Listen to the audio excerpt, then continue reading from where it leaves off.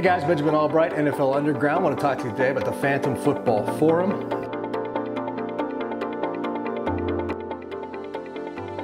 Designed to give you greater access to me. You get the latest intel, insider information, rumors, news notes, injury information, Vegas lines, fantasy football, power rankings. Watch football games live with me. Phantom Football Forum. Only $1 for your first month if you sign up today. Facebook.com/WatchPhantom. Link right here. Come join us today.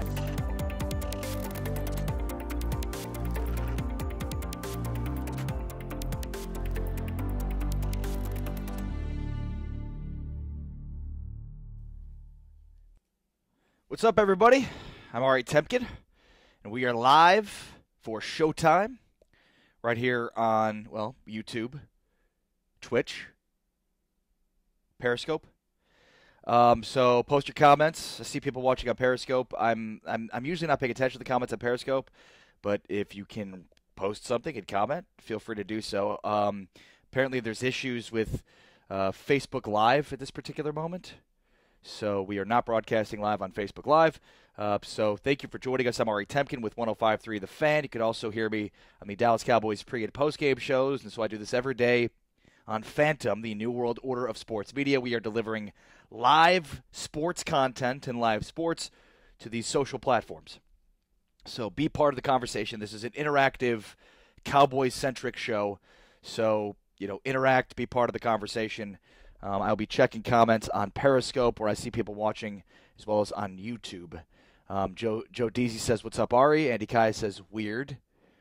Yeah, it's a little weird. I'm not on Facebook right now, but that's just the nature of show business. About 5 minutes before I was about to go on, I saw that you couldn't go live on Facebook. So can you call this show business, or can you just call this show? All right. A programming reminder that I'm going to be live in Oxnard, California at Cowboys Trading Camp. If Facebook can get its act together, on Facebook Live, on YouTube, on Periscope, and on Twitch. Starting Sunday, I'll be doing shows Sunday, Monday, Tuesday, Wednesday, and Thursday, and then leaving on Friday. I'm hoping to do a stream on Friday, but we'll see if I'm able to get it through. So join us. I'll be doing post-practice Q&As from the practice field, so make sure to join us about 9 o'clock Central, usually around that time. 8:30, 9 o'clock Central, I'll be giving you updates. So if you're looking for to have your questions answered about a training camp, I'll be doing that throughout training camp, starting Sunday all the way into a week from Thursday. Cowboys' first preseason game is 2 weeks from tomorrow. Oh, can you believe it? Can you freaking believe it? All right, anybody have any comments? Let's see. No, nothing. Nada.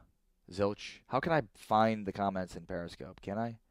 Broadcast details, retweet. I don't really know. Are just people not commenting on? If somebody's watching this right now on Periscope, just comment so I can see that you did comment, and I can see if I can see comments.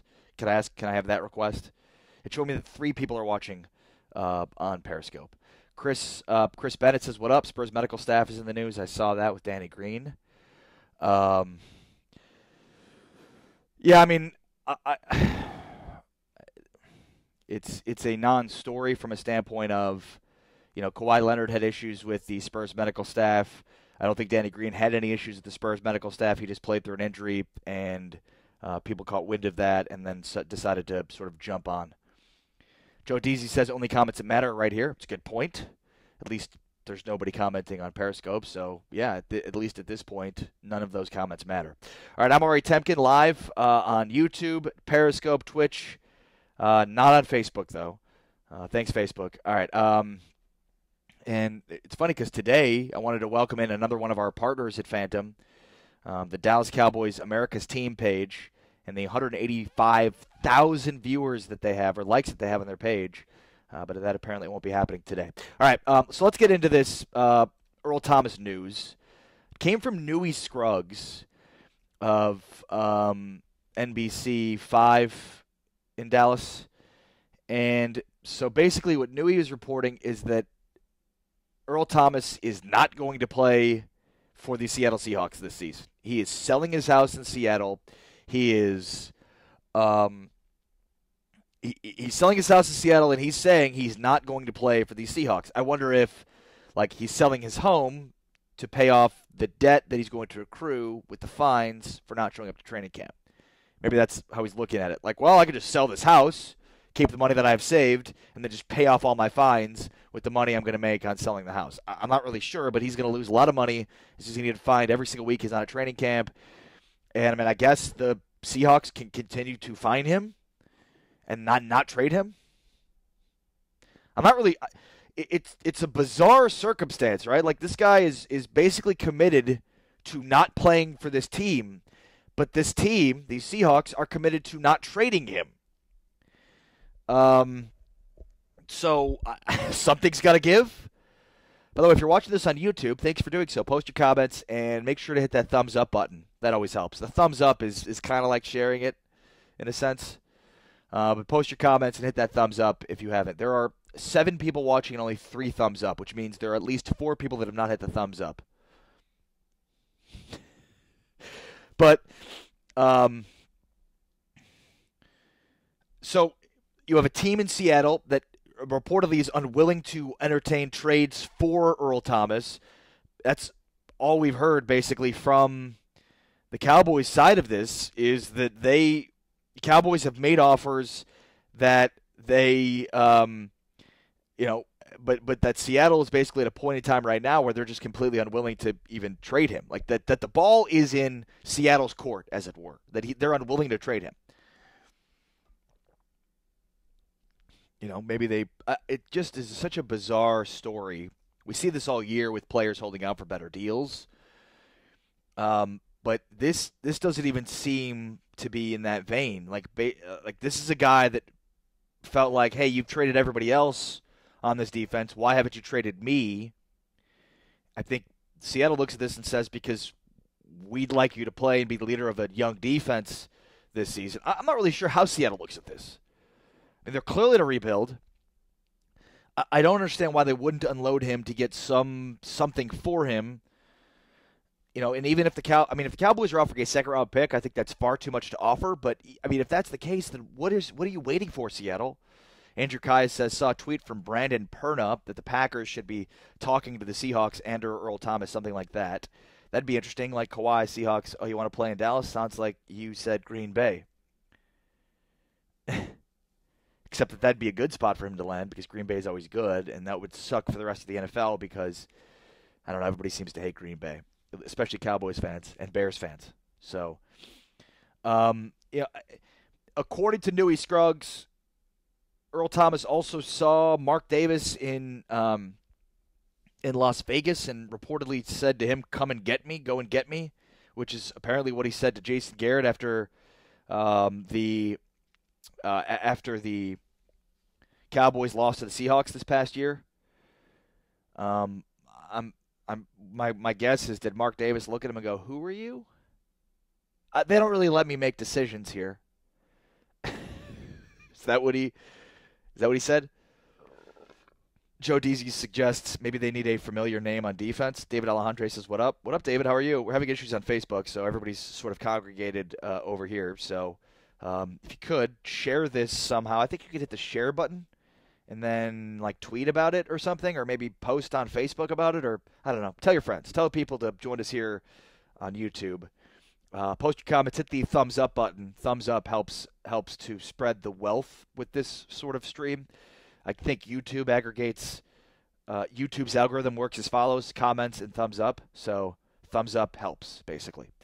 All right. So Earl Thomas, Newy Scruggs reports he's not going to play for Seattle. He's going to continue to hold out, and he's going to sell his house in Seattle unless he gets a long-term deal. Again, Seattle can find him every week he's not there. It would appear that Earl refuses to play for Seattle this season. I think that's fair to say. He refuses to play unless he gets a long-term deal. He's not going to get a long-term deal with Seattle, so he's refusing to play for Seattle this year. Again, I think I just don't understand what Seattle's motivation is here. Like, they traded what? Michael Bennett and Richard Sherman. Cliff Averill retired. Cam Chancellor retired, right? Is that what happened? But those 4 guys that comprise Legion of Boom are gone, no longer with the Seahawks. And, Clinton Dix, Earl Thomas, Joe Deasy. That would be a dynamic secondary. Yeah, no, that would be horrible for the Cowboys. Andrew Kai says Aaron Donald is holding out. Maybe he wants more money, but maybe he wants to play in Dallas too. I mean, I think in the case of Donald, that's just a matter of getting his money. I just don't think Los Angeles went out and signed a bunch of different guys, traded for. I mean, they're paying a bunch of guys in defense a ton of money, so I get it from Aaron Donald's perspective. Like, hey, what about me? It's a completely different set of circumstances, though, right? Like Earl Thomas is 30, or he's going to be 30 this year. He's in the last year of his contract. He wants more money. Seattle's not going to give him a long-term deal. If he were a free agent this offseason, he would have walked. Seattle's not going to retain him. So it like in the case of Donald, the Rams are going to retain him. They want to keep him. So it's a different set of circumstances from a standpoint of what's the end goal here for Seattle. If you're getting offers from other teams that just fail to meet your expectations, then maybe you have to adjust your expectations. But I just fail to see what the end goal here is for Seattle. That's just my whole thing here. What's your end game, Seattle? Don't you want to trade him and maximize value? At any rate, I'll continue to hit this home. The Cowboys could really use Earl Thomas. Josh Draymond watching on Periscope. What's going on, Josh Draymond? How are you? Post your comments, no matter where you're watching from, YouTube, Periscope, Twitch. I'll get to them eventually. I hate to see this guy be available and the Cowboys not get him because there's tremendous value for him, for the Cowboys specifically. I mean, right? This has been well documented. This is a young cornerback crew. They have major question marks at the safety position. He would fulfill he seems like the perfect guy in the perfect spot at the perfect time. It's the Charles Haley comparison, in my opinion.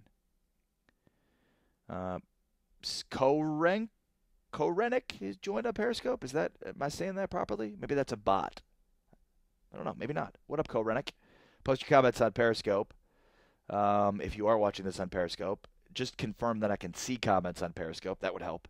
At any rate, Earl Thomas, Steven, go get Earl Thomas. Don't give up a first or second round pick to do it.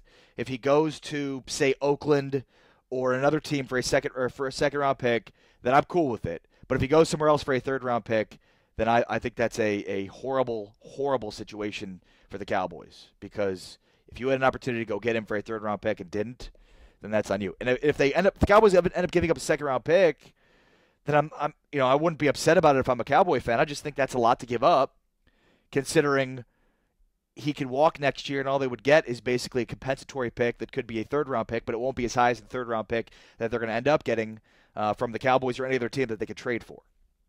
So bottom line here, I don't understand what Seattle's motivation is. They seem completely reluctant to trade him. I'm not sure if that's just due to they have too high of expectations in what they could get in return for him or what. But again, or maybe it's just as simple as they don't want to trade him to Dallas. Tyler Cutright says, would lose my mind if that were the case. Yeah, I agreed. If you're a Cowboy fan and Earl Thomas is traded to anybody other than the Cowboys for basically anything except for a first-round pick, like if Oakland gives up next year's first-round pick for Earl Thomas, then have fun with that, Oakland. Like I love Earl Thomas. He's one of the best safeties in football. You cannot give up a first-round pick for Earl Thomas at this stage of the game. You can't. Especially because you know that you're going to have to pony up on a long-term contract with him too. So, but anything else, if he goes to Oakland for a second-round pick, if he goes to Oakland for a third-round pick, then yeah, I mean, Cowboys fans should be up in arms because the Cowboys should have had a chance to go get him and they didn't, and the price seemed to be too high for their blood, too rich for their blood. Which, again, I Earl Thomas to me, perfect guy, perfect spot, perfect situation. Go get him. Anyways, Newey Scruggs reported yesterday that he's selling his home in Seattle. He is not going to play for the Seahawks in 2018, and then he reportedly told Mark Davis in Vegas, hey, go get me. And I think Mark Davis responded with, who are you? Do I know you? You play football? I don't know. They don't literally let me watch players. All right, post your comments, hit the like button or share or retweet or whatever. I'm not on Facebook because Facebook needs to get its act together with live. So we're making do on YouTube and Periscope and trying to expand our audiences on those platforms, even though Facebook is one of our main platforms. At any rate, if you're watching this, thank you for doing so. Hit the share button, retweet this, or post it on Facebook or do whatever it is you could do. I see people watching on Periscope, but I don't think anybody's commented, and I don't know if I could see the comments if I could, and I'm dumb and easily confused. All right, topic 2. I didn't spell Irving wrong, everybody. It's just cut off. There we go. Hey, should the Cowboys cut David Irving?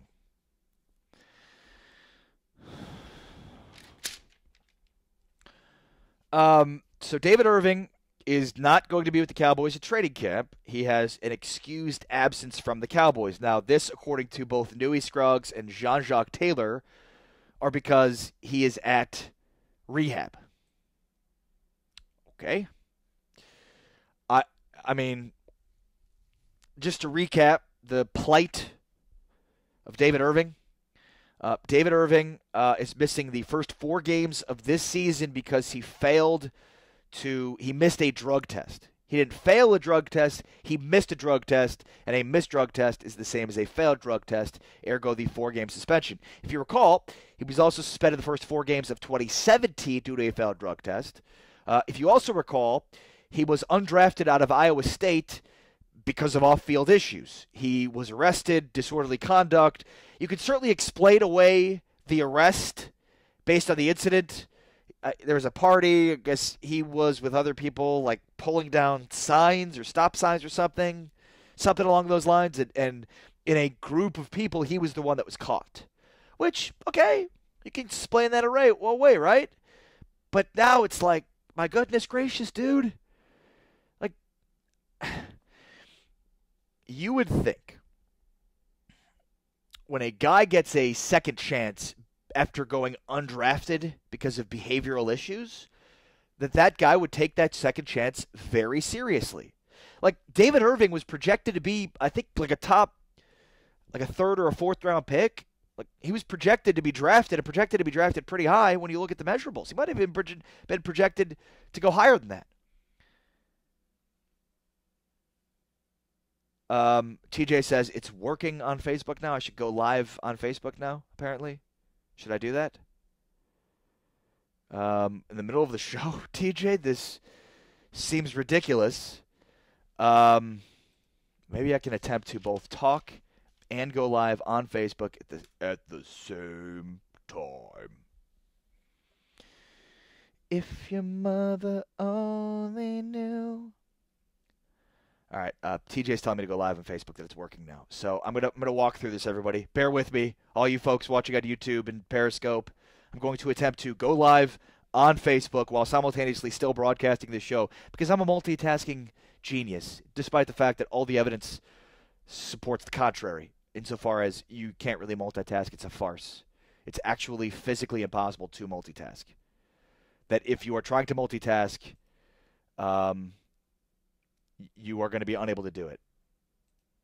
You are basically doing 2 things poorly when you try to multitask. That's what we've heard on the multitasking front. All right. So I'm going to attempt to do 2 things poorly. TJ says he can multitask. You can't. You cannot multitask. All the evidence suggests. You're a scientific person, TJ. You should know that literally all the evidence suggests it's impossible to multitask. That you are just going to do 2 jobs poorly as opposed to doing split one and the other. Does that make sense? I don't know if it made sense because I'm trying to multitask here. We're talking about David Irving. Should the Cowboys just cut David Irving? Let's just start there. Let's just go as simple as possible and start right there. Should the Cowboys cut David Irving?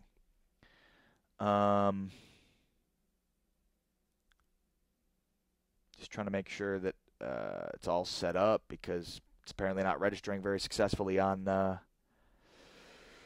Should I just try to redo the stream over? Would that be better? Because Facebook is not registering that it's like picking up my stream key. There we go. Look at that. A beautiful thing that just happened. All right.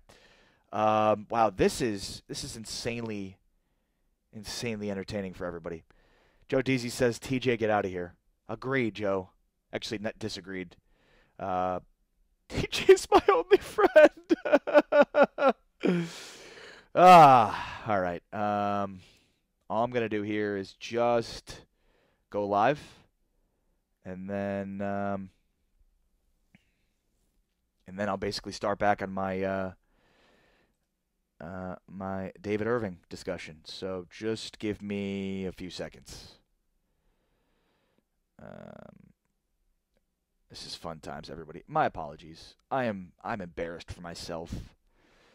All right, here we go. There's that one, and then the last, but certainly not least, would be that one. There we go. All right, so TJ apparently has assured me he will edit the post and then put the proper settings in place. I've had assurances from TJ on this, so. Oh, all right. Believe we're live now on Facebook as well. Boom. There it is, everybody. All right. Hold on 1 second while I let the light shine through. All right. All right. Let's try this again. What's up, everybody? I'm Ari Tepkin. We're live on Phantom, Facebook.com/Watch Phantom. And a big hello to my audience watching on the Dallas Cowboys America's Team page. I am Ari Temkin, and I am the newest admin to the page, entering lots of cool Cowboys information to the fold, along with this daily stream, which is called Showtime with Ari Temkin, broadcasting live from my house in Plano. And I'm also on 105 through the Fan, and I will be the new pre- and post-game host for the Dallas Cowboys. So, boom. And again, we'll remind everybody watching this that I'm going to be live starting Sunday at Cowboys Training Camp in Oxnard, California. So you can watch me live stream from practice, giving you updates from practice, Q&A sessions after practice, Sunday, Monday, Tuesday, Wednesday, Thursday, and hopefully Friday if I can carve out time because I'm leaving on Friday. So that should be fun. So make sure to make plans to join us all next week right here through the Phantom page. But whatever you're watching, if it's on the Dallas Cowboys America's Team page, if it's on Law Nation's page, if it's on Silver and Blue Nation, all of our great partners, Joe Boo, the Dallas Prospect, all of our great partners talking Cowboys shop with us.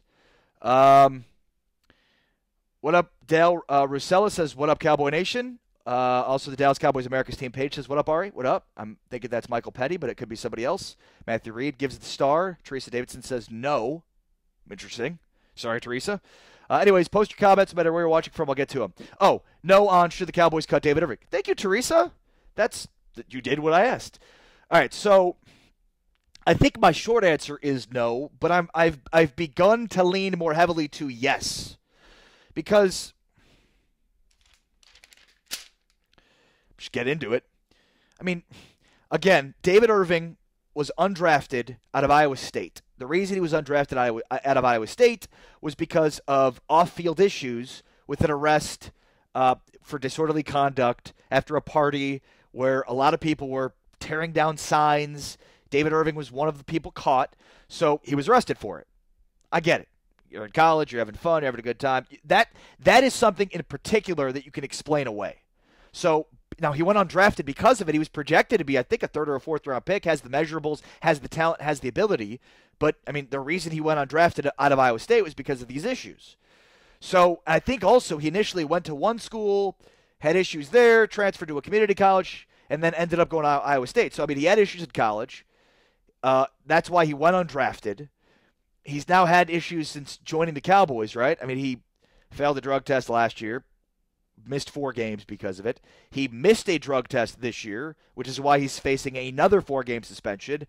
He didn't fight the drug suspension last year, despite the fact that he said he took something that he didn't know he wasn't supposed to take.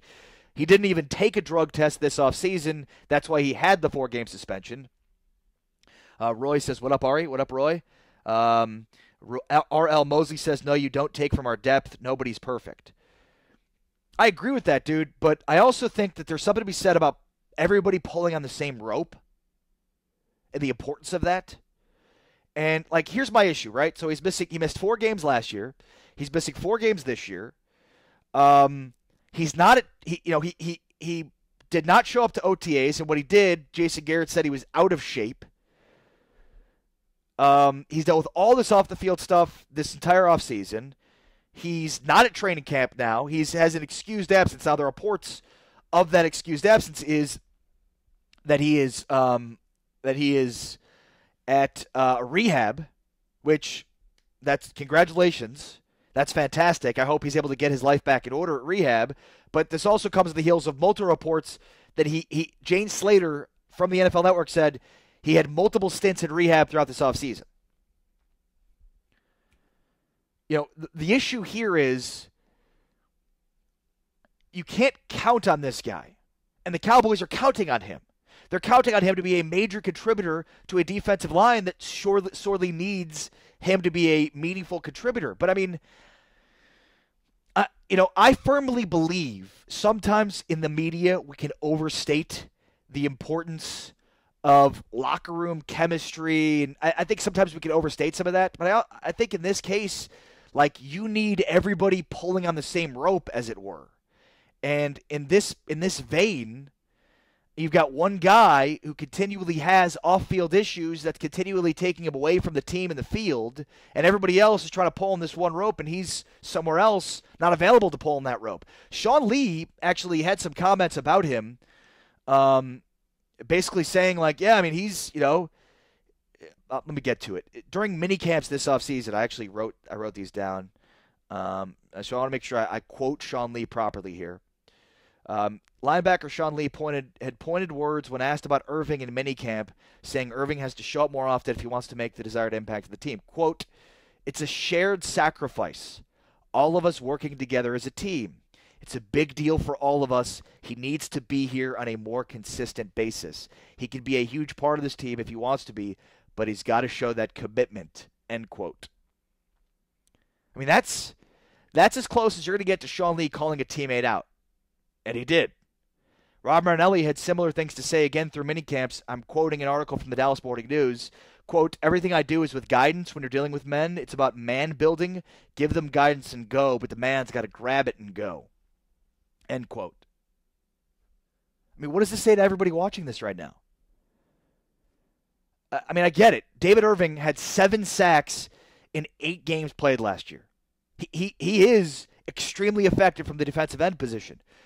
But how much do those metrics, how much does that production take away from the importance that you have to play in team building, in chemistry? Those kinds of things matter, guys, because, and I'll go back to basketball to quote this, but if you've ever read the book of basketball, which is a fantastic book, it's by Bill Simmons, but the entire premise of the book of basketball comes back to a quote that Bill Simmons heard from the great Isaiah Thomas.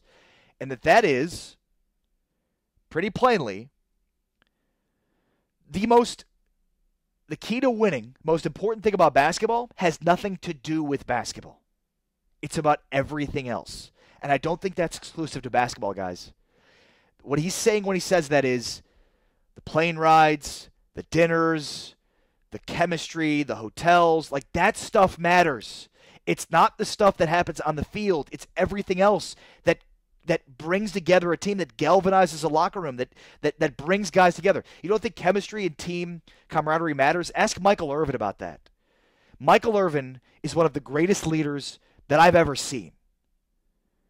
And, I've done multiple interviews with Michael Irvin where he talked about, different leadership characteristics that he had. And it all goes back to creating that edge that galvanizes a locker room, that brings everybody together, that has everybody pulling on the same rope, as it were, to stick to that same metaphor.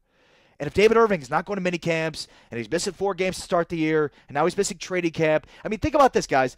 He's missing the start of training camp, so who knows when he's going to show up. And by the way, once the season starts, once the preseason ends, the day the preseason ends, he can no longer be with the team. So he only has a short amount of time to be with the team to help establish that chemistry, to help establish that camaraderie. He only has a very short amount of time to do all that. And he's not even available to do it in that short amount of time because he's at rehab, which, again, good for him if he is. But at the same time, According to Jane Slater, he's had multiple stints in and out of rehab this entire offseason. So it's like David Irving seems to have more things more important in his life that he has to focus on beyond football. All right, let's go to the comments here on the Dallas Cowboys America's Team page. Shay Hawkins says, the off-field stuff sucks, but if we cut him, another team's just going to pick him up cheap and have a disruptive pass rusher. I mean, maybe. If he can play. He's going to miss 8 games now in 2 consecutive years. 8 total games in 2 years. 8 out of 32 games missed. Dale Rusella says he's putting his off-field issues ahead of his career. I hope he gets a life on track because I believe he could be a star of the field. I hope he's putting his off-field issues ahead of his career. R.L. Mosley says, believe me, I'm for punishment, but if they're not doing their part, then yes, cut them. When it goes from problem to distraction, it's a problem, Ari. Judith Fuchs says, no way. And look, again, I agree. I agree with everybody that's made the comments about how effective of a pass rusher he is. He had 7 sacks in 8 games played last year. But I think this goes well beyond production, guys. Just go to Sean Lee's comments. This stuff matters. Chemistry matters. You can have a really, really good player that produces at a high level that's bad for the team because he's not there to build the chemistry, to build the camaraderie. He's not pulling on the same rope as everybody else. On the Silver and Blue Nation page, Joseph Heron says, you say you're in Atlanta? No, I'm not in Atlanta. I am in Dallas, as seen behind me. Jessica Haggerty says, hi. Hi, Jessica. How are you? Jess Couch says, Dayton, Ohio in the house. What up, what up? Johnny Lozano says, hell no, although he said he'll no, but I think it's an autocorrect. Cedric Williams says, tired of this David Irving drama. Dallas needs to move on. Jess Couch also agrees, lose Irving. I'm still saying no to the question I posed. Should the Cowboys cut David Irving? But I'm closer to yes than I've ever been. And again, this is not, to me, this is not at all about production. There's no question this guy produces at a very, very high level and is a very effective pass rusher. But I do think off-field chemistry not being there, that stuff matters. You cannot downplay the importance of that stuff. Throughout the course of my radio career, I have. Chemistry's overplayed. That stuff doesn't matter. Production's the most important thing, but then you see on teams that win, you see on championship caliber teams the importance of chemistry. And that's, I've often discussed the differences between products of winning versus symptoms of winning. And that's an important distinction, right? Products of winning are things that cause winning. These teams do these things which allow them to win. Symptoms of winning are the opposite. Things that happen over the course of a team that wins. They don't cause winning. They're just something you see from teams that win. A good example of this, products versus symptoms, is on losing teams where they have fights in the locker room. And then people will be like, see, this is just a bad team. Bad team, no chemistry. They don't like each other. And that I think is a symptom of losing. The teams, when they start to lose, people get frustrated, tempers start to flare. That is a symptom of losing. It's not a product of losing. So you have to identify what those symptoms of winning versus the products of winning are to understand those things that you need to have in order to build up successful teams. And I think chemistry can be sort of a all-encompassing sort of dynamic. So I think you have to sort of pinpoint the specifics of chemistry that are conducive to winning.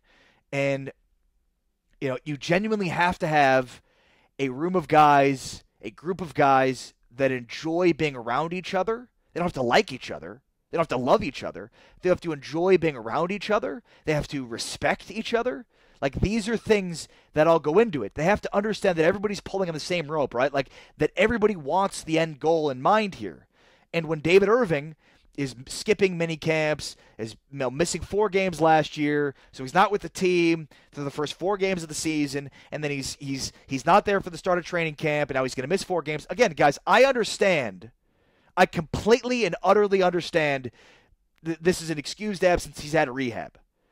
But this is a guy that, according to Jane Slater, has unsuccessfully tried rehab the entire offseason. Again, this is a sticky situation because we're talking about addiction and rehab. This is a very difficult discussion for us mouth-breathing, unintellectual sports fans to have, because it's like, well, get your ass to training camp. I'm saying that, but I'm also saying I understand that you're trying to get your life back in order, but like, step away from football in order to do that.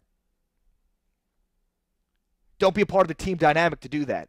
You can't just half-ass rehab. It's not going to work. And that is at least what what I believe to be the case. All right, I'm checking in on the Phantom page. Jenna Garcia says, I feel like people will overlook anything or any behavior as long as they're winning. Wade Zetterberg says, which is typically damning. Gabe Bautista. What up, Gabe Bautista? How are you, buddy? Only if they cut Rolando McClain, if they cut Randy Gregory. Look, but I think these are different circumstances, guys. Like, if with David Irving, how many chances do you want to give one guy? Like, first of all, David Irving went undrafted. And he was supposed he should have been drafted, right? Like, he was a guy that absolutely had talent to be drafted. So to me, like, if that's not a wake-up call, then, like, what are you going to have to be a wake-up call? Check in on the Law Nation page. Bradley David says, cohesion, what up? Chris Cantu says, yes, cut that fool. No one will pick him up. Then he'll get it. Look, and I don't know I don't know if that's true. Like, maybe he will get picked up, but you just cannot continually, have your team waiting on a guy that's completely unwilling to, to make changes in his life. Randy Gregory proved he's willing to make changes in his life, right? If he has one more slip-up, he's out of the NFL. That's beyond the Cowboys. All right, I'm Ari Temkin. This is Showtime. It's daily right here on Phantom at facebook.com/Watch Phantom. A big thank you to our partners, the Dallas Cowboys America's Team page. Go make sure to like that page. Check us out there. What up, everybody watching over on that page? Law Nation does fantastic work. Lawrence Thomas does unbelievable work on the Cowboys. Go check out his page. Silver and Blue Nation, Big Game James. They do some fantastic work. Producer G, the Dallas Prospect, and the fantastic work the Dallas Prospect does, not just on Cowboys, but on all things Dallas sports. Who am I missing here? Joe Boo, the Joe Boo Sports Report. There is a abundance of great Dallas Cowboys content, everybody. So beyond me, go check out all that great stuff, no matter where you're watching from. And a big reminder again, starting Sunday and all the way until next week, Thursday, Friday. I'm leaving Friday, so I'm not sure I'll be able to do a stream on Friday, but I will. But Sunday, Monday, Tuesday, Wednesday, Thursday, I can guarantee you I will be doing post-practice Q&As from the field in Oxnard, California. So bring your questions. Make sure to share the posts. And, help us reach as many people as we can. Joe Tranchina says, watching from Italy. That's amazing. Where in Italy, Joe? Are you Italian or are you an American expat? Because you certainly have an Italian name. Let's see here. I'm just going back to figure out the comments here. Dakota Stiegel says Taco will outplay him easy. I wouldn't be so sure of that, Dakota. Pretty down on Taco Charlton, but he needs to make a major step forward in year 2. He was really bad last year, especially for a first-round pick. Chris Brown says bring Earl Thomas home. Agreed. Go get Earl Thomas, Steven. Go do it, unless it's for a first-round pick. Do not give up a first-round pick for Earl Thomas. I would even be reluctant to give up a second-round pick, but if it gets the job done, or if I don't want the Cowboys negotiating against themselves for a second-round pick. I'll put it that way. Andrew Blanding says he doesn't have a good work ethic. He's not committed. And that's the point I'm trying to make about chemistry and everybody pulling on the same rope. Like, there is a mutual respect that you have to have for everybody on that team. And when you're not showing up to practice and you're like, it's just hard to have that mutual respect.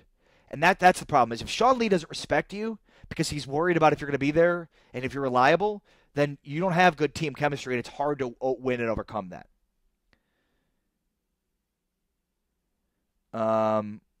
Let's see here. Daryl Noose, Knouse, Noose, is that how I pronounce it? Don't think it would be a good move. He's a great pass rusher for cheap. When do we start holding the owner and coaching staff more accountable? Look, and if you're just joining the stream, thank you for joining us. Hit the share button, post your comments, yada yada yada. But yes, David Irving produces at a very, very high level.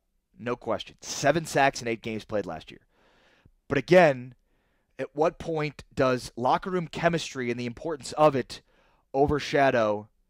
By the way, Wade, I'm saying Joe Boo, like the Joe Boo Sports Report, like my buddy Mark Holmes, who's got a great page. And yeah, he has a Joe Boo doll that's kind of his thing. TJ says Cowboys are always negotiating against themselves. Good point, Ari. That's not true. They don't really negotiate with anybody because they don't bring in outside free agents. From Sicily. So you're not really in Italy. You're really in Sicily, right? Because Sicilians and Italians think of themselves as two separate. Right? Could be wrong on that. So are you Sicilian or are you an American living in Sicily? And mi dispiace for that, by the way. Speak a little Italian, not much, but buonasera. A little bit. He's looking at me like, you are a complete buffoon. And he's right. But here was the issue. I spent some time in Italy, Florence, Rome, Venice. It's one of the most remarkably beautiful countries in the world.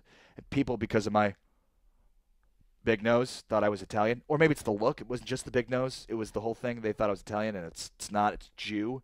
So they started speaking Italian to me. And I was like, mi dispiace, which is basically like, sorry. And then I would say prego for everything because that basically means like a million things. Joe, you said yes. I still don't know what you're saying yes to. At any rate, Joe, you're the man.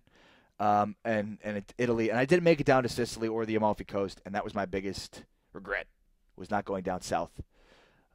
But it's a beautiful country. Gabe Bautista says locker room chemistry is important. Ask the Spurs. I'm a Sicilian 100%. Little here for now. Oh, live here for now. Got it. Cool. I'm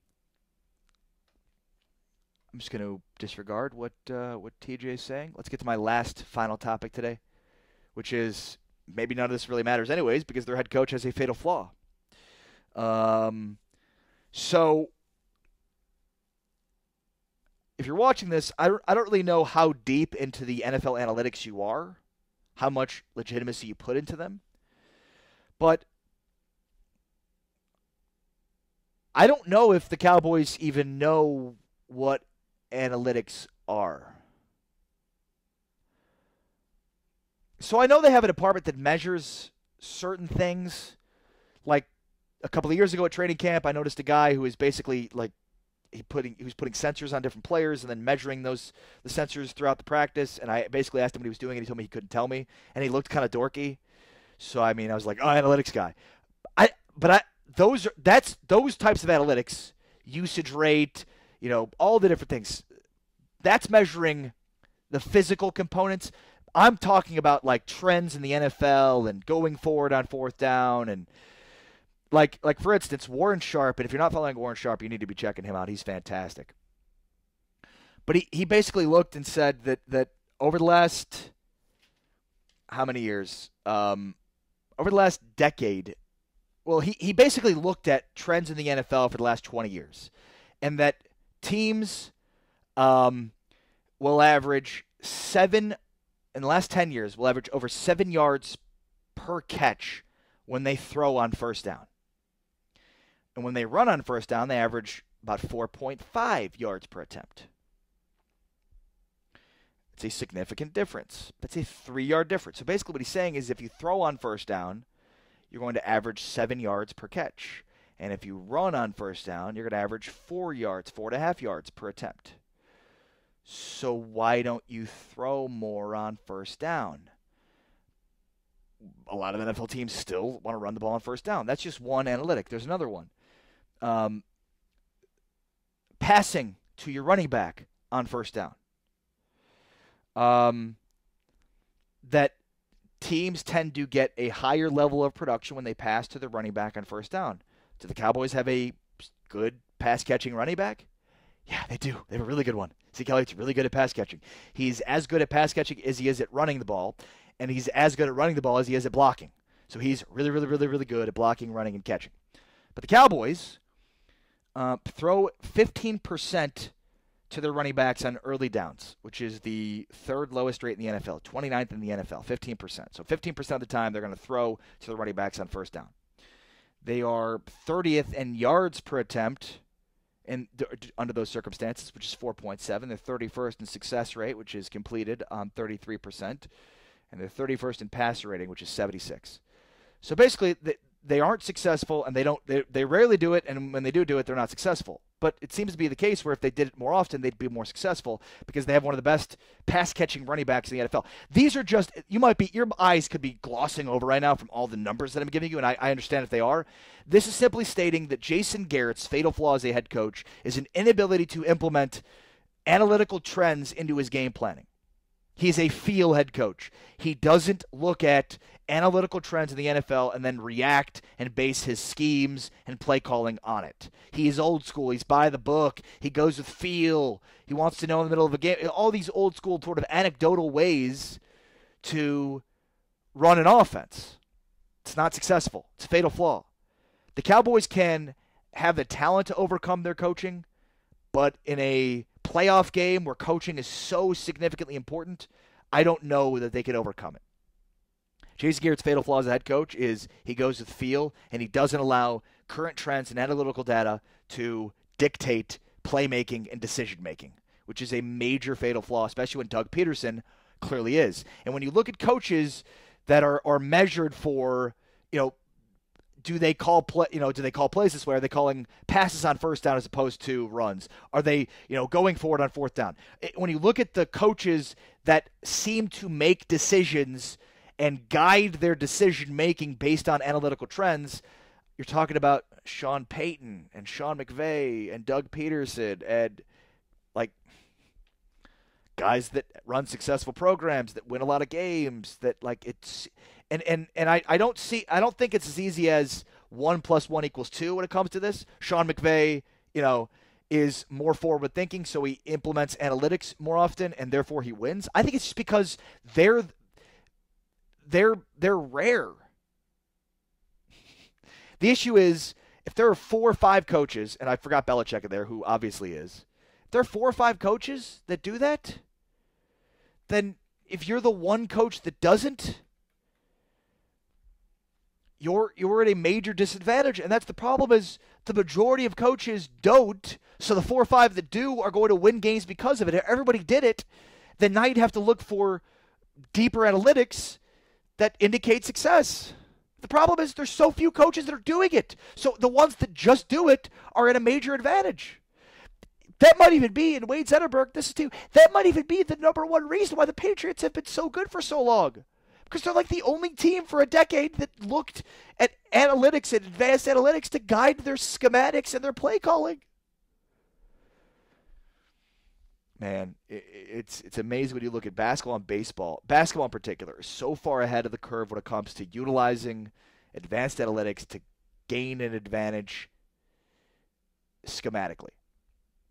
And yet, football, baseball, they're still no, that's just not how it's been done. # old school.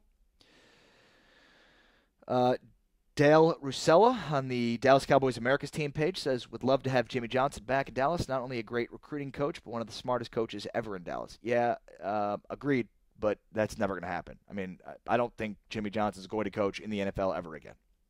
All right, I'm Ari Tepkin. Thank you all for watching this. Thank you all for joining us.